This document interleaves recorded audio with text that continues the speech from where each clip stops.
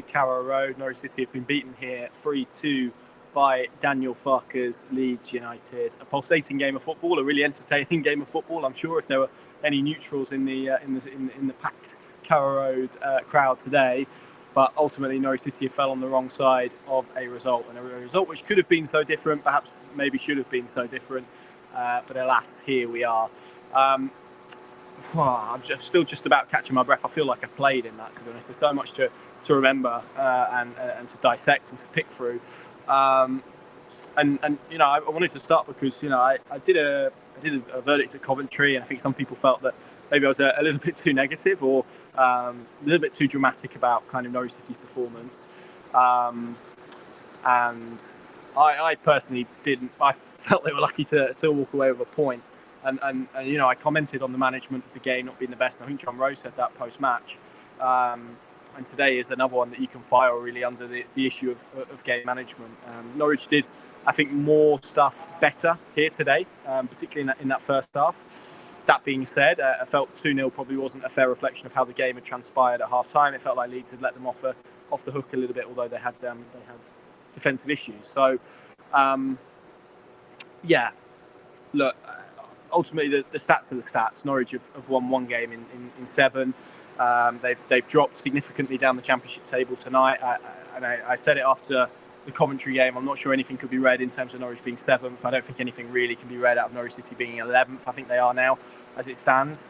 But you have to look at the trends, and the trends are alarming. The number of opportunities that they concede and good opportunities they concede to opponents is alarming. The goals that they ship are usually pretty poor. This was really, I don't think a capitulation is too strong a word, because, again, they worked so hard. They scored a brilliant set piece after inside the first 4 minutes that Duffy flicked in. And from there, Leeds really struggled to kind of get their attention and managed to didn't manage to control the game in the way that they would have liked. They were pretty erratic, a little bit erratic, but they still managed to create opportunities. There was one that Perot had that he fired wide. Ruta had one, I think. And Dan James got in behind and fired. And when you have warning shots like that, and teams give you warning shots like that, and Leeds played some excellent football in all of those chances to create them and deconstruct Norwich, who, when they pressed and got the press right, they looked excellent.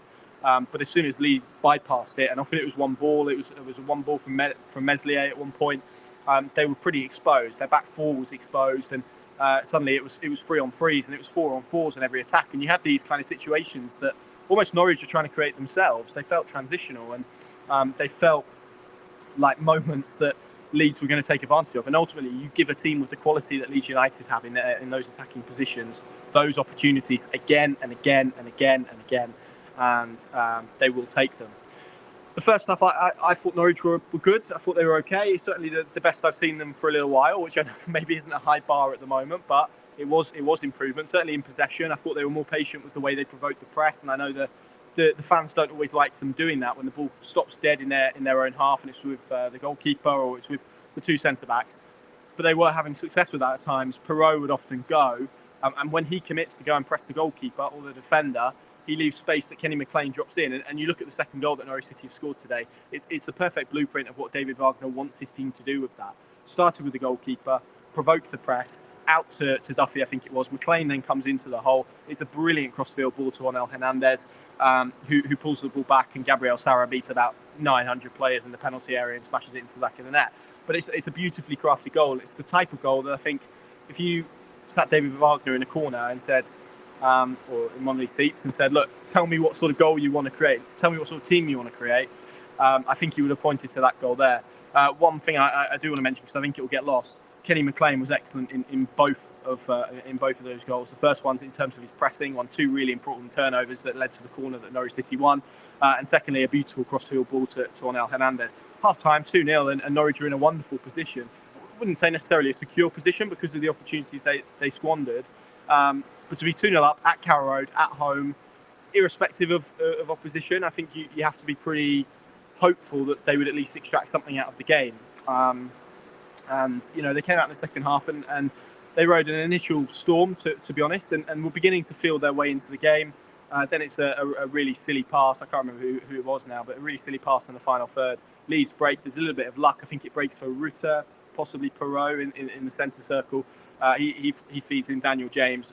Does really well actually to keep the ball in play, fizzes the ball across, and it kind of squirms under George Long and Shane Duffy. There's nothing Shane Duffy can do. It hits him and it's into the back of the net.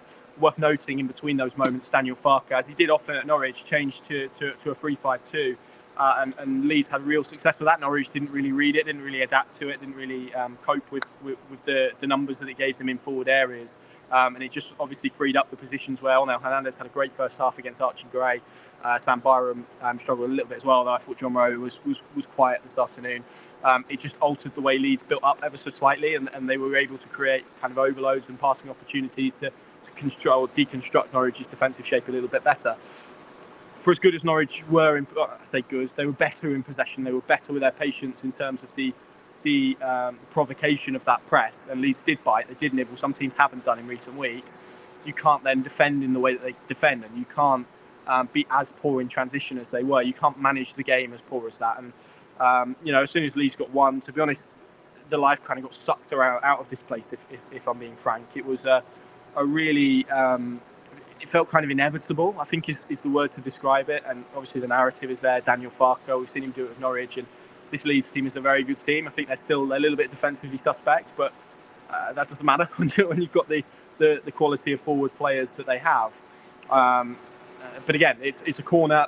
Leeds play it short, and it's not until it reaches Somerville, really, that any Norwich player goes to try and engage the ball and go and try and shut the ball down. It's Jack Stacey, I think, that tries to get out to him in the end. Somerville, who was excellent, by the way, best player on the pitch for me today, just uses Stacey's kind of run to curl the ball into that, off the post and into the back of the net for 2-2. And as I said, from then it really did feel like a case of when, and that came. Norwich City won a free kick. They had an attacking free kick.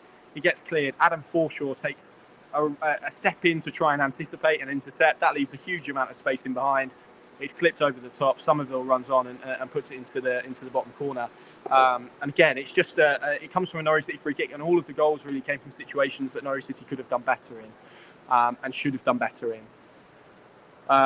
And yes, you have to recognise the quality that the Leeds have. They are, in my view, one of the top three teams in this league, coupled with Leicester and Ipswich Town. And it was always going to be really difficult today. And I mentioned this on the team news video, but I spoke to people, fans coming into the ground, and I'm not sure I spoke to one positive voice. But, the theme, Swansea, they conceded late. Coventry, they conceded late. Here, they've not managed the game very well. And the idea of recruiting in the way that they're recruiting was designed to do that a little bit more. And you have the situation where I think a lot of people don't, and again, I reference this at Coventry as well, they don't really see what they're building to, and that's an issue. There's no kind of grand plan here, and kind of feels like they're between eras, I think is the best way I can describe it. Before this game, there were 2 points between the teams, and that was largely because Norwich had an excellent start and Leeds didn't. And now it kind of feels like clubs going in different directions, and that was the case before the game. That was the narrative. You've got Leeds under Farke, who they've kind of grieved, for want of a better word, Bielsa and been obviously through Marsh, been from Glacier, Sam Allardyce as well, and it feels like they've hit upon something that feels like a route to success. Norwich at the moment don't feel like they have that. It feels like games are slipping away from them. It feels like the season already, this early in, 12 games in, is slipping away from them, and it's a real concern. And as I said, I alluded to the defensive numbers. They are alarming at the moment. Forget kind of red light on dashboards. This should be really glowing in the face just how poor they've been defensively, and the cheap goals that they give away. And people can talk at the back too, and Duffy, and that's fine. But Norwich conceded 19 shots here today. They conceded 20 away, 20 at Coventry, 20 at Swansea. They're conceding on average 15 shots a game. You can give a pass that in a game of football because you're going to concede goals, and particularly to players with the quality that they have, Notto and Perot, and for James and whatever. So one aspect, and then ball management I think comes as well from the side of the pitch and come from the coach, unfortunately. you can see second goal, the decision to then immediately make a change. I'm not sure you can't wait for a minute or two when the game's already in flux and momentum is already with Leeds, just to try and sit it down and secure it. I'm not sure where you would then go and make that triple change immediately. Just hang fire, just wait. I get tiredness in the squad, I get there's issues with it. But I think the game just needed to kick off to secure position and then to try and halt Leeds. But actually, after a goal, you kick off, that momentum is still there. It didn't feel like a natural break. And that was a real issue. And Norwich squad depth, again, we find ourselves talking about it. They get to 60 minutes, they get to 75 minutes, they make changes, they get poorer. And that is a regular theme of what they're doing at this moment in time. And obviously, all of that is fueled by the narrative of Daniel Farke coming back. We've seen so many of these style wins during his 5 years at Norwich City, where they would come back from a seemingly off the canvas and hop up and be able to kind of continue jabbing and continue working away and eventually find a knockout blow. And they did that today. And the way his teams play are excellent to watch and really fun to watch. Not good for your heart rate, and I can imagine a lot of Leeds fans will testify to that. But he's got a really good group of players there, and I think it's worth pointing out as well, a real sign of respect after the full-time whistle. He kind of had a lap of honour, really. Didn't get to say goodbye to these fans in this place after 2 title wins, 208 games. Probably was the right time on reflection. The issue was more where Norwich City went post Farke, and then the classy moment comes at the end when he's invited by the Leeds fans to partake in his trademark waves. We all know them. He just put 2 hands up, just said not today, and that was really, really classy moment from a really classy man and a really classy head coach. And ultimately, it feels like, I mentioned that period that Leeds have been through, that almost grief for Bielsa, that kind of almost identity crisis that they embarked on under that. I don't think that's too dramatic, and that kind of feels like where Norwich are at the moment. Not just today, and today kind of pulls that open and reveals it and shows it bare for what it is. But Farke's name has not really exited this place and the impact that he had, because Norwich haven't been able to find a formula. They tried to go in a different direction with Dean Smith. They kind of lurched back towards what they were trying to do with David Wagner. And then the whole thing feels a little bit messy. And it feels like a club at the moment that's in a little bit of limbo and as I said, in between eras. And that's where I have sympathy for Wagner, because he's not really had solidity, injury issues as well. Angus Gunn went off with what looked like a muscle injury, and you always fear for goalkeepers that there's been a pull or a twang, and those things can keep you out for a significant period of time. But they're in a really sticky spot at the moment. I don't think anyone's disputing that, and eventually it feels like the way things are going, the way trends are going, at some point someone's going to have to make a decision about the direction that this is going in. I don't think we're in a position now where, particularly over the next 2 games, Middlesbrough here on Tuesday, Sunderland next weekend, I think if Norwich, if I'm stood talking to you after Sunderland and Norwich City haven't won any of those 3 games, someone somewhere will have to make a decision about where this is going, whether that's the new sporting director Ben Napper, whether that's Stuart Webber, whether that's the board of directors. Someone will need to grip this, because it feels slowly like a season already that is drifting away from them, and it's hard to get away from that fact. And as I said, I really feel for Wagner. He's been put in a really difficult situation. It was a massive job when he took it on, because of all of the change that was going on behind the scenes, because of the financial constraints that this football club is operating under at this moment in time. But you can recognise that, and as I said, you can recognise there's been injuries and there's been misfortune. And you can also probably say that tactically they've done stuff that hasn't been right. There's been selections that haven't been right. There's been decisions made at points that haven't been right. I think the two don't need to be mutually exclusive, and that's where Norwich City are today. And look, I felt there were positives in this performance. The way Norwich used the ball was better. Their patience with how they provoked the press was better. The first half, the way they pressed, the intensity, the aggression in their play was better. But again, we end up talking about individual errors and a capitulation of sorts. And in one-off scenarios, they're okay. But actually, you kind of span them over the last 6 or 7 games, and they've become too regular, too consistent.